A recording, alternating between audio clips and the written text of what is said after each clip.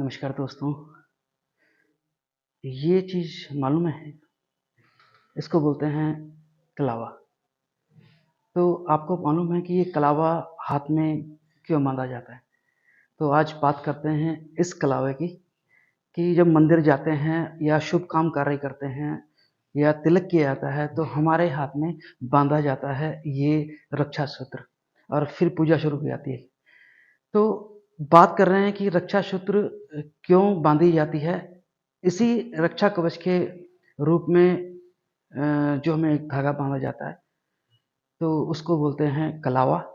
तो जो कहते हैं पुरानी कथाओं के अनुसार जब इंद्र वृत्तासुर को मारने जा रहे थे युद्ध स्थल में, तो इंद्राणी सूची ने उनके हाथ में पहली बार इस कलावे को बांधा था और इंद्र जो है इस जो युद्ध में विजयी हुए।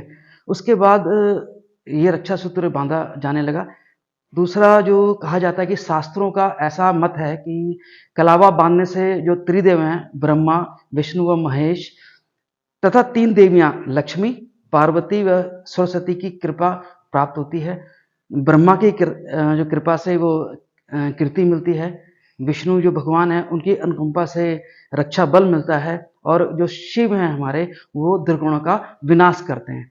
और दोस्तों जब हम कलावा बांधते हैं तो एक मंत्र का उच्चारण किया जाता है। तो मंत्र है येन बद्धो बलि राजा दावेंद्रो महाबलः तेन त्वानुदनामि रक्षे माचलः।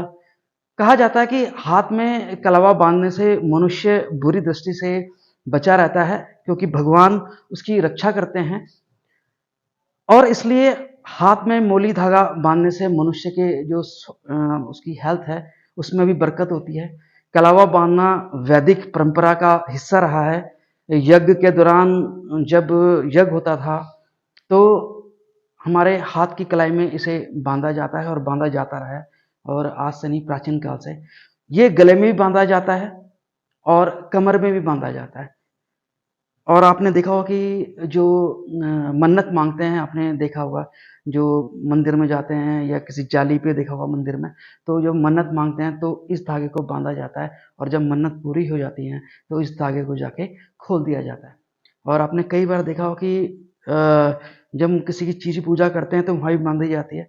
पशुओं पे पूजा होती है उनमें बांधी जाती है। गोवर्धन पूजा पर देखा होगा। कलावा बांधने के नियम जो होते हैं शास्त्रों के अनुसार पुरुष व अविवाहित कन्याओं को दाएं हाथ में कलावा बांधा जाता है और जो विवाहित स्त्रियां होती हैं उनको बाएं हाथ में ये कलावा बांधा जाता है। और कलावा बांधते समय जिस हाथ में कलावा बांध रहे हों उसकी जो मुट्ठी है वो बंद होनी चाहिए। हाथ सिर पे होना चाहिए। आपका सिर हमेशा ढका हुआ होना चाहिए। ये बहुत मायने रखता है, सम्मान होता है। कलावा इसको जब आप खोलें तो कहीं इसको फेंकें नहीं इधर-उधर। इसको या तो आप गंगा में या पानी में बहा दें या फिर आप इसको पीपल की जड़ में फेंक सकते हैं। और पर्व त्योहार के अलावा जो अन्य दिन भी होते हैं जैसे मंगलवार, शनिवार के दिन ये शुभ माना जाता है और मंगलवार और शनिवार को जो पुरानी मोली है उसे उतार कर नई मोली बांधना भी उचित माना जाता है। उतारी हुई जो पुरानी मोली है जैसे मैंने बताया आप कहीं भी इसको गंगा जी में डाल सकते हैं या फिर जल में बहा सकते हैं।